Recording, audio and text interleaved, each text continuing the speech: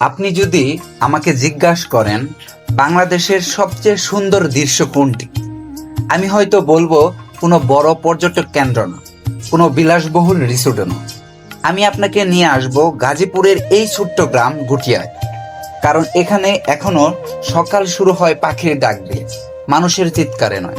আজকে আমরা ঘুরে দেখব এমন একটি গ্রাম যেখানে নদী শুধু একটা নদী না, মানুষের জীবনের অংশ। যেখানে একটি সাঁকো শুধু কাঠের তৈরি পথ না, বরং শত শত শিশুর স্বপ্নের রাস্তা।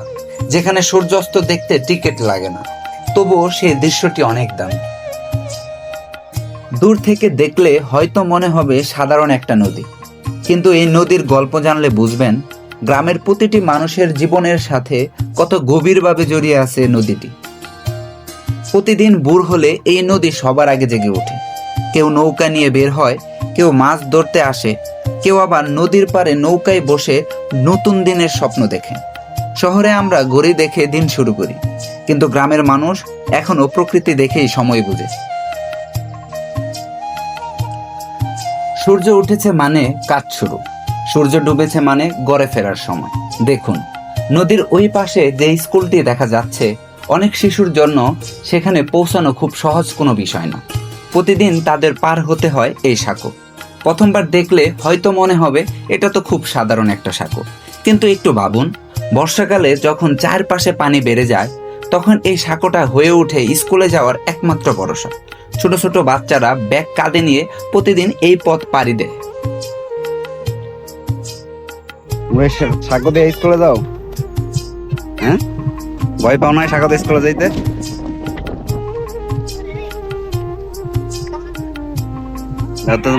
হয়তো তাদের কাছে এটা খুব স্বাভাবিক, কিন্তু বাইরে থেকে আসা একজন মানুষের কাছে বিষয়টা সত্যিই বিস্ময়কর। জীবনে বড় হওয়ার জন্য কতই কষ্ট না করতে হয়।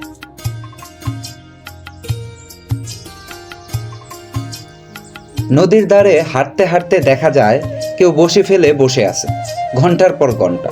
কোনো তাড়া নেই, কোনো ব্যস্ততা নেই, শুধু অপেক্ষা। মাছ উঠুক বা না উঠুক, এই অপেক্ষার মাঝেও যে এক ধরনের শান্তি আছে, এটাই গ্রামের আসল সৌন্দর্য। ভাঙে গেছে নাকি বাজে গেছে? মাছ মারছো তুমি? মাছ ধরছো তুমি? ছয়টা? কই মাছ কই? কি মাছ? কই মাছ আর সাইড হলো পুঁটি মাছ। পুঁটি মাছ।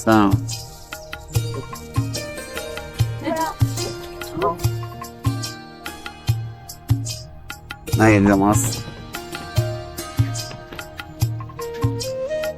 চলেন এবার না হয় একটু নৌকায় উঠা যাক।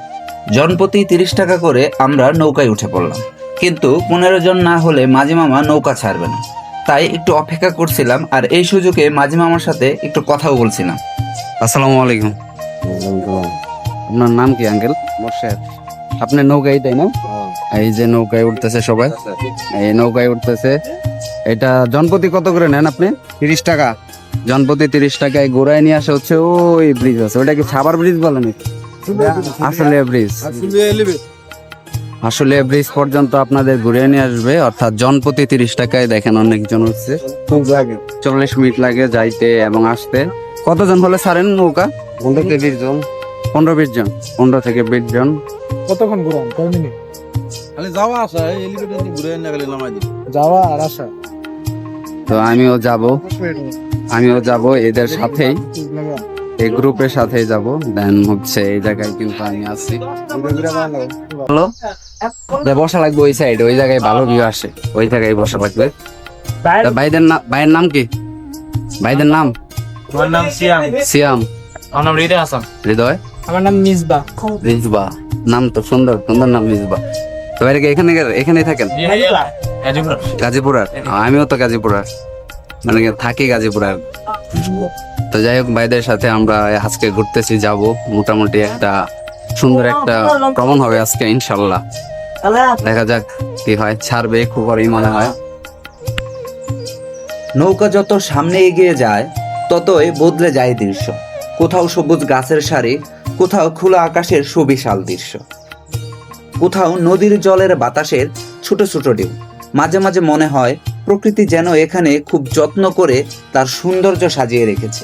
কিন্তু এই সৌন্দর্যের পেছনেও আছে এক সংগ্রামের গল্প। মাঝিদের অক্লান্ত পরিশ্রমের গল্প। তারা কেন জানি অল্পতেই খুশি হয়ে যায়, আর এটা এই গ্রামের সবচেয়ে বড় শক্তি।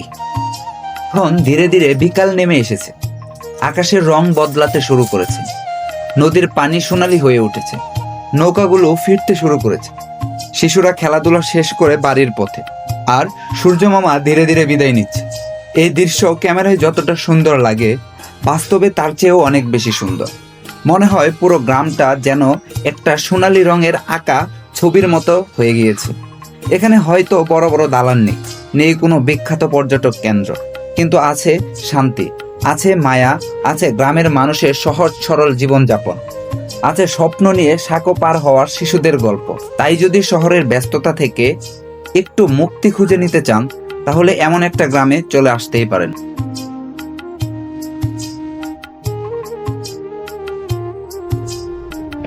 একটাবার এই জায়গাটা দেখেন, সামনে প্রচুর পরিমাণ কাশফুলের যে গাছ সেটা হয়ে হয়েছে, কিন্তু ফুল নাই।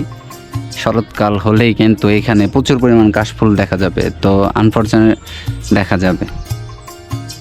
আর আপনাদের কাছে একটু দুঃখ প্রকাশ করতেছি এই কারণে যে আমার ক্যামেরায় লেন্সের মাঝখানে পানি ঢুকেছে, যার কারণে ঠিক মাঝখানে একটু অন্যরকম দেখাচ্ছে। ইনশাল্লাহ এই ভিডিওর পরে এটা ঠিক হয়ে যাবে, কারণ ভিতরের পানিটা শুকাইতে একটু সময় নিচ্ছে। আর ঠিক এই জায়গাটা হচ্ছে একদম মেইন পয়েন্ট, যে ওই যে সূর্য দেখতেছেন যে ডুবতেছে, অর্থাৎ সানসেট বলতে পারেন। এটা সামনে আমি যেতে পারবো আরও সামনে, কিন্তু এখানে হচ্ছে কাশফুল আর মানুষজন তেমন একটা দেখতেছি না, একটু মানে নিরাপদ ফিল করতেছি না, যেহেতু একটা অচেনা এলাকা, আবার এরকম একদম ফাঁকা মাঠ। কিন্তু সামনের থেকে যদি আমি সানসেটটা দেখতে পারতাম, আপনার সেই লাগতো, অর্থাৎ এক কথা অসাধারণ লাগতো। আমি যাওয়ার জন্য চেষ্টা করবো, দেখি কি করা যায়। আপনি এখানে এসে সানসেট পুরোপুরি দেখতে পারবেন, কারণ ওই যে দেখছেন যে সূর্য মামা কিন্তু অলরেডি ডুবে গেছে। আমার আসতে আসতে একটু লেট হয়ে গেছে, আমি আরও সামনে গিয়ে করতে পারতাম ভিডিওটা, কিন্তু এখানে মানুষজন খুবই কম, এই জন্য আর কি যাচ্ছি না। আর গ্রামটা ঘুরলে সত্যি অনেক সুন্দর লাগবে আপনার। গ্রামের লোকেশন আমি আপনাদেরকে বলে দেব এখনই।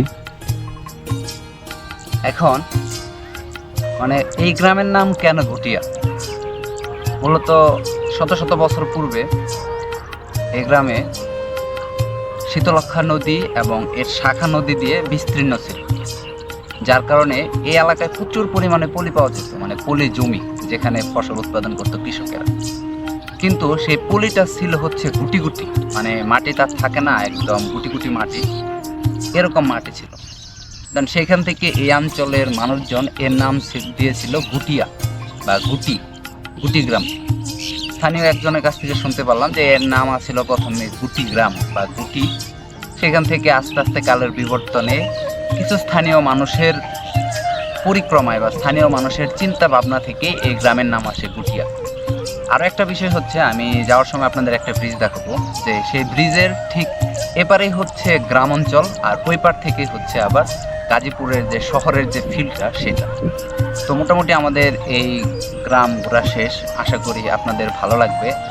দেন আমি চিন্তা করছি যে এরকম আমার এই চ্যানেলে বর্তমানে যেহেতু ঐতিহাসিক ভিডিওগুলো বেশি চলে, প্লাস হচ্ছে শুটিং স্পটের ভিডিওগুলো বেশি চলে, তাই আমি চিন্তা ভাবনা করছি এখন থেকে ঐতিহাসিক বিভিন্ন ভিডিও বা বিভিন্ন স্থানের ব্লগ প্লাস গ্রামের সৌন্দর্যগুলো তুলে ধরার চেষ্টা করবো, আর শুটিং স্পটগুলো তুলে ধরার জন্য চেষ্টা করবো। তো দেন আমার এখন থেকে শুরু হয়ে গেল, এটা হচ্ছে গ্রামীণ এপিসোড প্লাস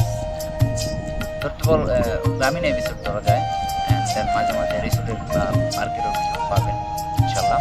সো ভিডিওটা যদি ভালো লেগে থাকে তাহলে অবশ্যই আমার চ্যানেলটাকে লাইক করবেন, কমেন্ট করবেন, অ্যান্ড বেশি বেশি করে শেয়ার করবেন। সো দেখা হচ্ছে নেক্সট আরেকটা ভিডিওতে, সে পর্যন্ত ভালো থাকবেন, সুস্থ থাকবেন।